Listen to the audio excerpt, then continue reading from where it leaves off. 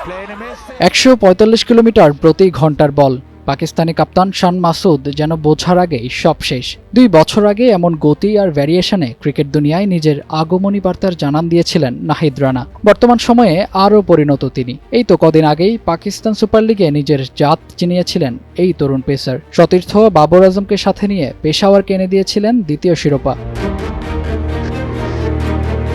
আগামী 9 মে মিরপুরে শুরু হতে যাচ্ছে পাকিস্তান বাংলাদেশ সিরিজের প্রথম টেস্ট ম্যাচ। প্রথম টেস্টকে কেন্দ্র করে গতকাল মিরপুরে অনুশীলনে ঘাম ছড়িয়েছেন নাহিদ বাবররা। এই সিরিজে টাইগারদের তুরুপের তাস হতে পারেন নাহিদ রানা। কিছুদিন আগে পিএসএল খেলে আসা নাহিদ এবার যেন আরও ভয়ঙ্কর। পিএসএলে দারুণ পারফর্ম করা নাহিদকে অবশ্য বাড়তি নজরে রাখছে টিম পাকিস্তান।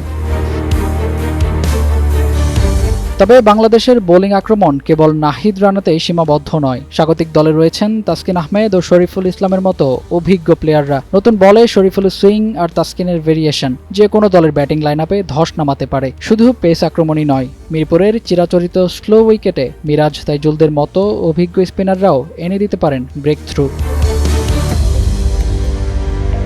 পরিসংখ্যান বলছে মুখোমুখি দেখাই 15 টেস্টের 12টিতেই জয় পেয়েছে পাকিস্তান, আর মাত্র 2টিতে জয় পেয়েছিল বাংলাদেশ। ড্র হয়েছিল 1টি ম্যাচ। তবে সাম্প্রতিক পরিসংখ্যানে বেশ এগিয়ে আছে বাংলাদেশ। সর্বশেষ 2 দেখাই 2টিতেই দাপুটে জয় পেয়েছিল টিম টাইগার্স, আর সেই জয়ই বাড়তি অনুপ্রেরণা যোগাবে টাইগার সমর্থকদের। ফাহিম বিন করিম হৃদয়, টাইমস টুডে।